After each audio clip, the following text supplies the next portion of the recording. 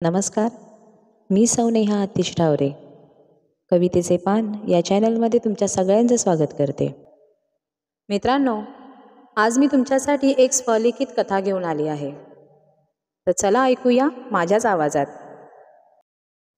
खूप वर्षानंतर गावी जायचं ठरवलं होतं. आई बाबाही तयार झालेले जायला, म्हणून 1 महिन्याआधी तिकीट बुकिंग करून ठेवली होती. बॅगा घेऊन बाहेर पडणार तेवढ्या जोशी काकूंनी टोकलं. काय पाटील फॅमिली, कुठे चालली बॅगा वगैरे घेऊन? माझं डोकंच खराब झालं, म्हणून मी पटकन बोलले, तुम्ही येताय का काकू? फिरायला जातो आम्ही. तुम्हाला यायचं असेल तर खर्च करावा लागेल हा. नको ग बाई, जा तुम्हीच. तुझ्याशी तर बोलायलाच नको, लय वंगाळ आहेस तू. हो का काकू, मी वंगाळ आहे? मग कोणी बाहेर जात असताना टोकू नये हे समजत नाही का तुम्हाला? म्हणा, गप्प बस. मोठ्यांशी असं बोलतात का? असं बोलून बाबांनी मला गप्प केलं आणि आम्ही पुढच्या मार्गाला निघालो. ट्रेन पकडता पकडता अजून एक प्रसंग. प्लॅटफॉर्मवर नाश्ता करायला थांबलो. तिथे माझ्या छोट्या बहिणीच्या हातून एक बॅग राहिली. ट्रेनमध्ये बसल्यावर आठवलं, आता ट्रेन सुटायला 5 मिनिटे राहिलेली. तेच मी धावत धावत त्या कॅन्टीनकडे गेले. घाईघाईने बॅग घेतली आणि ट्रेन पकडायला धावत असताना ट्रेनचा भोंगा वाजला. आई बाबाही चिंतित, पण मी माझ्या धावण्याचा वेग वाढवला आणि कशीबशी ट्रेन पकडली एकदाची. गावी पोहोचेपर्यंत एकावर एक प्रसंग घडतच राहिले. त्या सगळ्या प्रसंगाला निस्तारत एकदाचा आम्ही गावी पोहोचलो. शहरातल्या धावपळीच्या जीवनातून थोडं निवांत व्हावं म्हणून खूप वर्षानंतर गावचा बेत आखलेला. पण काय माहीत होतं की आगीमधून फोफाट्यात येणार आहे ते. बस स्टँडवर उभे असताना, काय रे भावा, लय दिवसानं आलास गावाकडं? बाबाच्या मित्रांनी आवाज दिला. त्यांचं बोलणं चालू झालं आणि आम्ही नेहमीप्रमाणे सगळे ऐकत राहिलो. पण त्यांच्या बोलण्यातून एक नवीनच बातमी ऐकायला मिळाली. अरे भावा, आलाय खरं तू, पण सांभाळून राहा रे बाबा.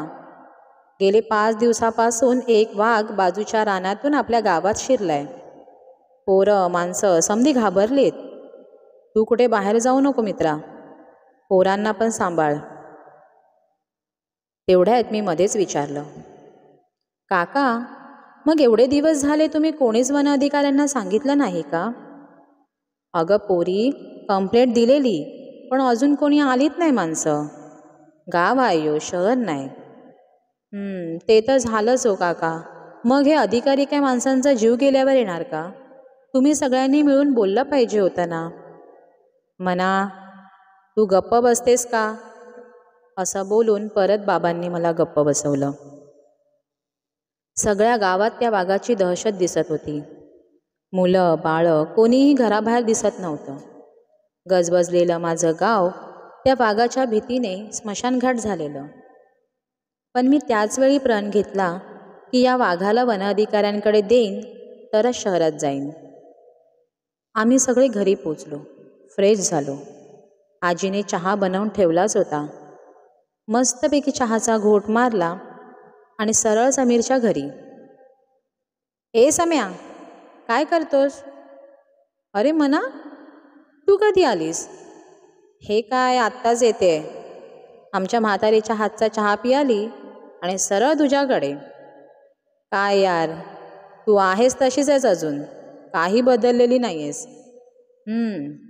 मी तर आहे तशीच आहे, पण तुम्ही सगळे बदलले आणि तू तर ठोंब्यात झालास. काय ग मना, अशी का बोलते?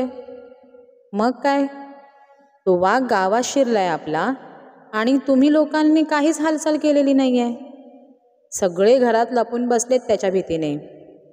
त्याचं गाव आहे का आपलं गाव आहे हेच समजत नाही आहे. हां ग, पण तुला सगळं कसं माहीत? सगळी खबर ठेवते मी.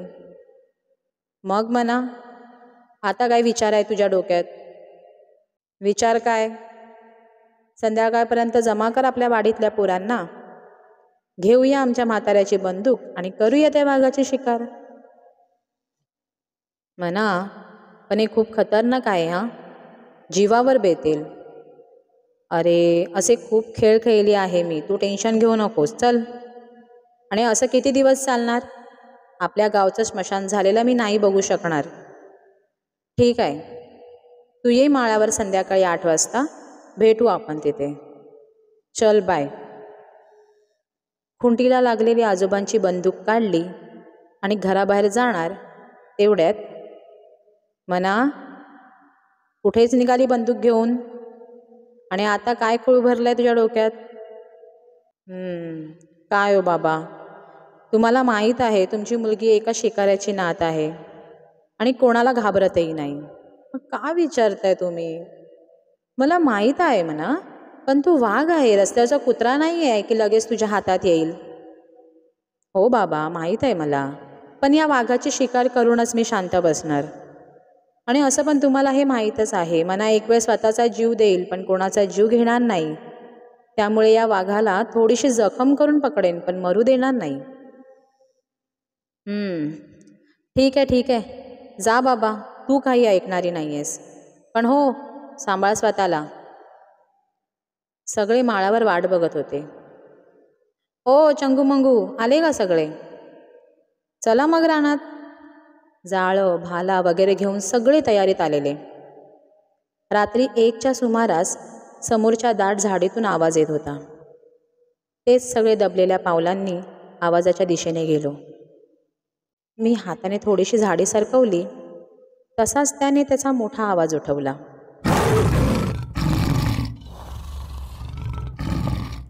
सगळी पोरं थोडी घाबरली. तसा मलाही घाम फुटलेला, तरी पण जीव मुठीत घेऊन मी झाडी सरकवली. तोच बघते तर काय, ज्याच्या शिकारीसाठी आम्ही आलेलो ती एक मादी वाघीण होती आणि नुकताच तिने तिच्या बाळाला जन्म दिला होता. आणि बिचारी भुकेच्या शोधात ती आजूबाजूला तिचे जेवण शोधत होती. हा सगळ्या प्रकाराने माझं मन, माझं काळीज हेलावून टाकलं होतं. आणि माझ्या हातातली बंदूक मी तशीच खाली टाकली. सम्या, तू एक काम कर, आत्ताच्या आत्ता त्या बाजूच्या गावात जा आणि यांच्यासाठी खाण्याचा बंदोबस्त कर. तोवर मी त्या वनाधिकाऱ्याला बोलावते. सगळी पोरं तिच्या खाण्याच्या शोधात सैरावैरा पळू लागली आणि मी तिच्यावर लक्ष ठेवून राहिले. असं पण ती कुठे जाण्याच्या स्थितीत नव्हती. उलट तिची कोणी शिकार करणार तर नाही ना, या भीतीने ती स्वतःच्या बचावासाठी मोठमोठ्याने ओरडत होती, जेणेकरून सगळे घाबरतील आणि तिची शिकार करणार नाही. मी वन अधिकाऱ्यांना फोन करून बोलावून घेतले होते. तितक्याच समयाने एक मेलेला कोल्हा पकडून आणला, पण कोणालाही तिच्यासमोर जायची हिंमत होत नव्हती. मी जीव मुठीत घेऊन तो मेलेला कोल्हा घेऊन त्या झाडीतून आत गेली. मला बघताच ती मोठ्याने ओरडली, पण मी एकदम शांतपणे माझ्या हातातला कोल्हा तिच्यासमोर फेकला आणि दोन्ही हात जोडून तशीच उभी राहिली. ती खूप भुकेली होती आणि तिच्या बाळाचीही तिला भूक भागवायची होती. म्हणून तिने मला काहीच न करता तिचं जेवण घेऊन तिच्या बाळाजवळ जाऊन बसली. हे सगळं दृश्य पाहून माझे अश्रू आवरत नव्हते. शेवटी ती एक आई होती आणि आपल्या बाळाच्या भुकेसाठी आणि संरक्षण करण्यासाठी तडजोड करत होती.